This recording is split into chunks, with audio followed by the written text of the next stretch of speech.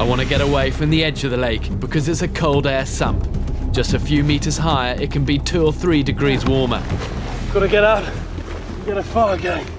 I've probably got about 5 minutes while the adrenaline of all of that is pumping before I get too cold. You've got to use that adrenaline to work for you. I'm soaked to the skin. I need a fire fast. I've got to get warm before hypothermia gets hold of me. I need tinder. This is lichen known as old man's beard, and it should take a spark. Okay, let's tuck in here at the base of this rock. Okay, I'll put the fire about here, and then I can lean against the rock. And if I get this lit, the heat will then reflect off that. Already feel my fingers clamping down. I've only been out of the water a couple of minutes and I'm shivering uncontrollably. I'm getting clumsy and my fingers are going numb. Classic stage 1 hypothermia. And you know, the stories of people dying just because their hands are too cold to be able to light the ruddy match.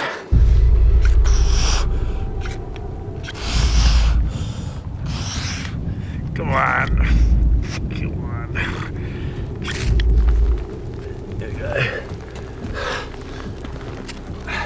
Okay, because a lot of this kindling is damp, I want to hold it over the fire, not smother it, just make sure it gets dry and then catch it.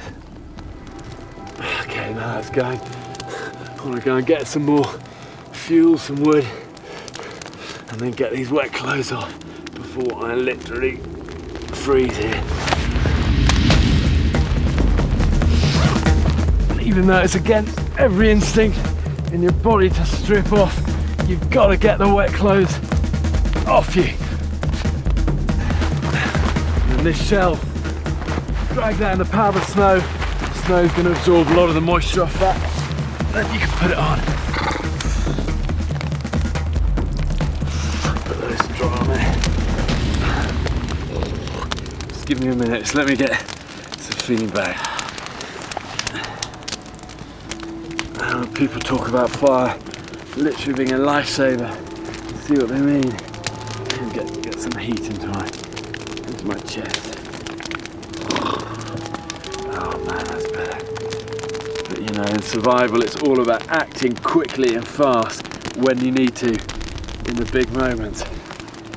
And when you've gone into a frozen lake, those big moments are those few minutes after you get out.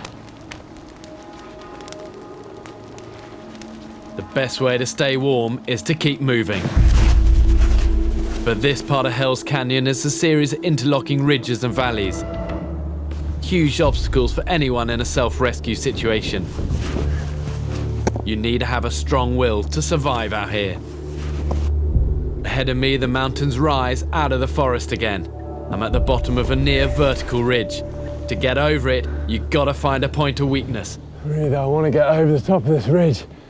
All of that is just looking pretty shit. But this gully here is looking more promising. Let's get up to it. You see all of this sort of snow? It's avalanche debris.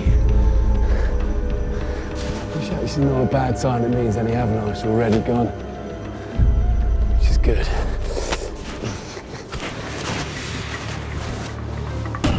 At the bottom of the gully, it's waist deep. Above now is loose snow, wet rock and ice. And you see all of this, just ice, without crampons or ice axes. There's no way in history I'm gonna get up that stuff.